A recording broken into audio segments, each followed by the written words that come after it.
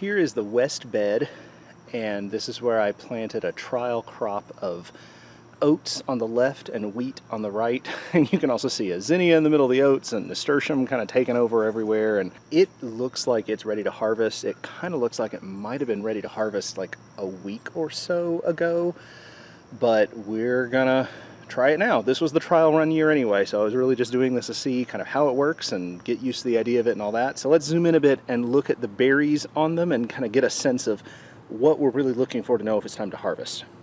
And what we're looking for is to see what kind of quality it is when I press it. Oh, it's pretty tough. Yeah, it's a very oh yeah, look how crumbly that is. Oh yeah. Oh, this is like very late in the hard dough stage is what this is called. So these are definitely ready to harvest. Okay, we are gonna harvest these then. So normally you would use like a scythe or a sickle or something like that. I have such a small plot and I don't have a tool like that yet. If I do this again, which I'm sure I will, then I will probably get a tool like that. For now, I'm just gonna use my trusty garden shears. This is not the most efficient way to do this, but it is what I am working with. And if I had more than this little 4 square foot area, this would be incredibly inefficient. Also note, nasturtium can get really big. Now I know. On the oats, since it's a lot easier to manage because it stayed a little more upright, I'm doing my best to come in really close to the ground and cut it as close to the soil level as I can.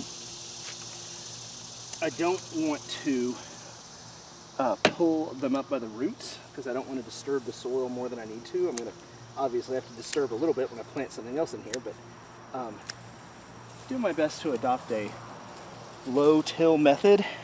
From what I've been reading, it seems like that is generally better for the soil if you can do that. With the wheat, because I cut a lot of them so high, I came back through and cut the other pieces really close to the ground and did kind of a chop and drop method where the stems that were left, I kind of left as a mulch. And I'll probably use those as a mulch. Just spread them aside to plant something and then kind of rearrange it around everything. It's interesting how the oats came up in these clusters like this. I don't know if that's because of the way the seeds fell or what. A lot of these look like they're coming out of the same rootstock, so I don't know. It's my first time growing oats and wheat. And as I had heard, both of these crops are really good at weed suppression because there's very few other weeds in here. Here's the quarter of a bed that now only has some nasturtium and this beautiful zinnia that I plopped in there. I don't know why I put the zinnia there. I forgot how big zinnia can get. So here is the pile of wheat, and then over here, being guarded by Abernathy, is the pile of oats. I'm going to go bundle them up and let them dry for like a week to a week and a half, and then we'll move on to the next phase, which is the threshing. So as a recap, I harvested the wheat and the oats on July 11th. I harvested the lentils on July 16th, and today is July 20th, and we are going to be threshing all of them. I've been able to find very little information on how to deal with lentils. It strikes me that I might be able to do something very similar for getting the seeds out, which is what we eat of the lentil. They've been drying for a good week and a half out on the porch. We're going to start with a small amount and see how this goes. So we're going to take this sheaf here and put it into a paper bag. And there are a few different ways we can go about doing this. I'm going to try stepping on it and see what that does. I don't really feel like I'm doing much. Another option is to like get a bat and beat it, which we can do that if need be. Let's see what, if anything, happens. Not much. Alright, we have a bat. I hope this does not freak the dog out too much. We're just going to beat it with a bat.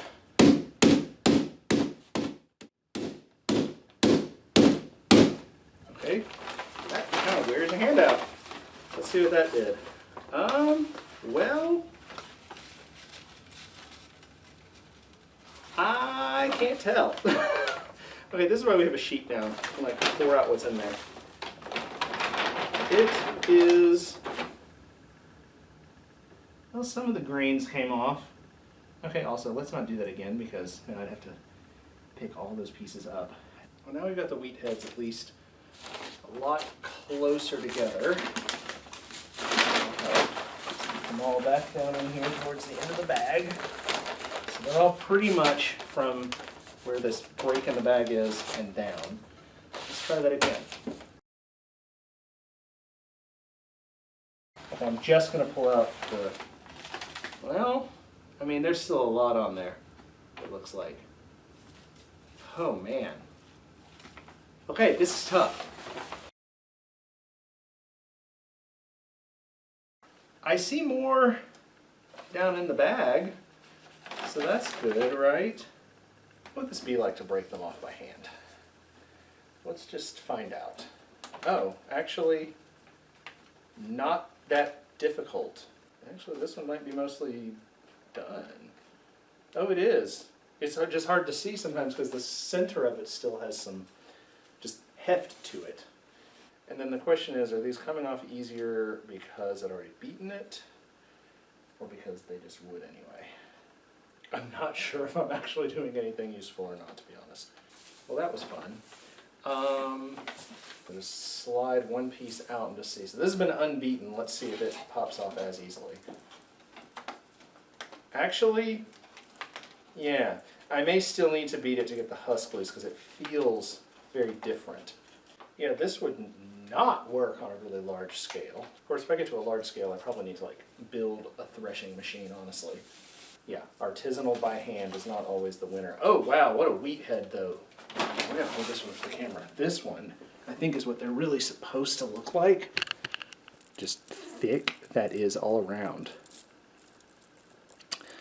So these are what the wheat berries are supposed to look like at the top of the stalk when it's fully dried. And then they do kind of pop off pretty easily. So like, there's one of them. We're still going to have to beat it to get the husk off, but it looks like they will just kind of tear loose. Yeah, actually they will. Let's see if I can get the rest of them off and then I'll try beating them again. Okay, so the wheat was a little bit of a struggle. I have a feeling the oats might be similar, but we're gonna give it a try anyway. So I'm just gonna take a bundle of the oats as before and see what happens when we beat it.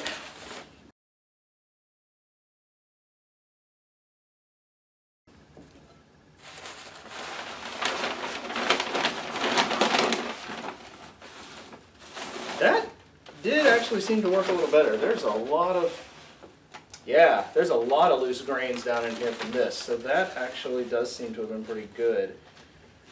All right, let's keep at it.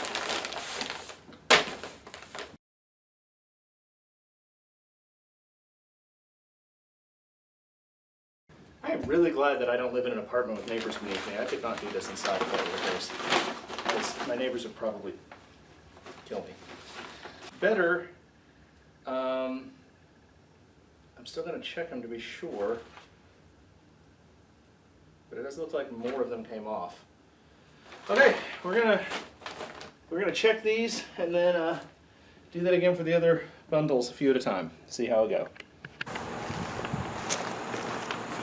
All right, let's turn to the oats. So.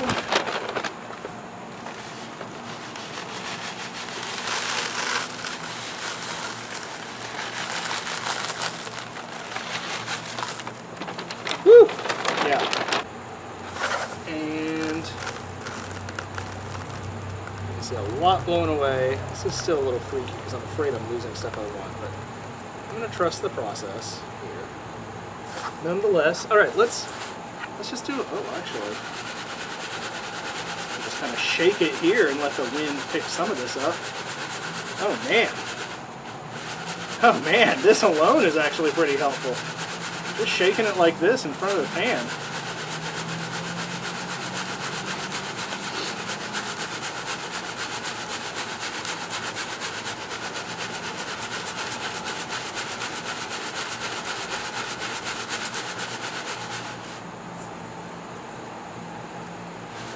Although we might do better by pouring again. So we're going to try slowly pouring into this bowl.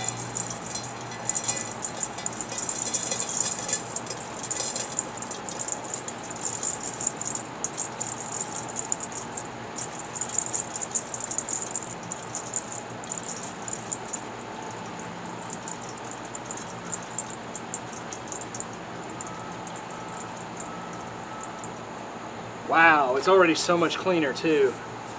Yeah, so I think my real failure point was the threshing. Seems like that is where I could have done much better, shall we say. Okay, but it already, I think we're going to see as it goes back in here, it already looks so much better.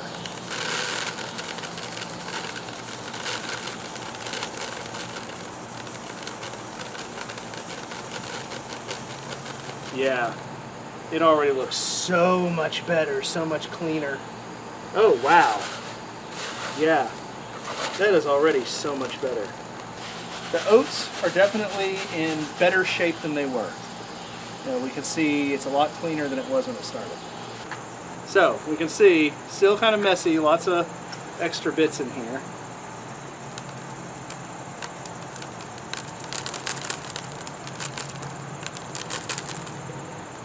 Okay, okay, getting somewhere.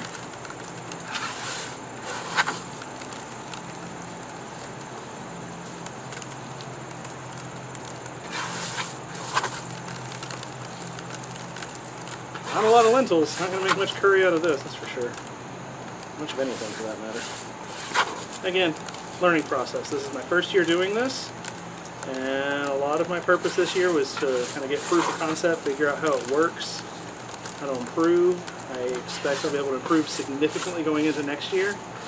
Okay, I am seeing the pods are still mostly intact, and the lentils are starting to come out, and that's helping. I see them, they're there now, they weren't before, but we still got to get, the pods to separate, that's what we got to do.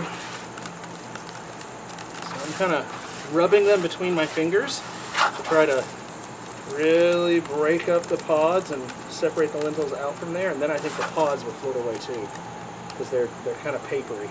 Yeah, in fact, let's try again now. We're pouring into this other container.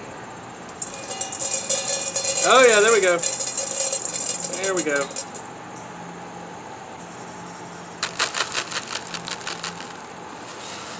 Oh yeah. Even less now. Oh my goodness. Oh my goodness. Okay.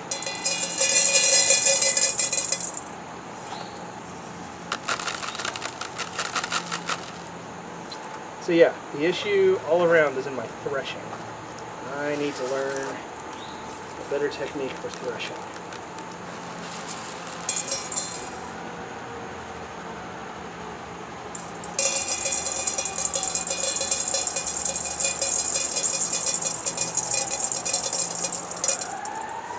That's so cool to watch happen and really know that it's doing what it's supposed to. I hope I'm not losing lentils out to the side there. Let's do one more.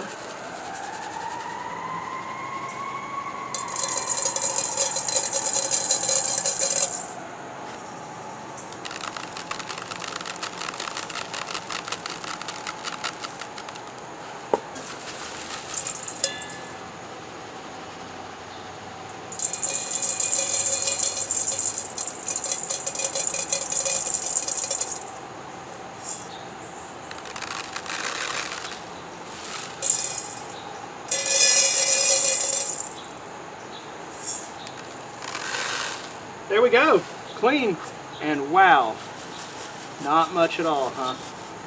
Not much at all. Definitely more than I planted, but yeah, that's not even enough to make a proper side dish with.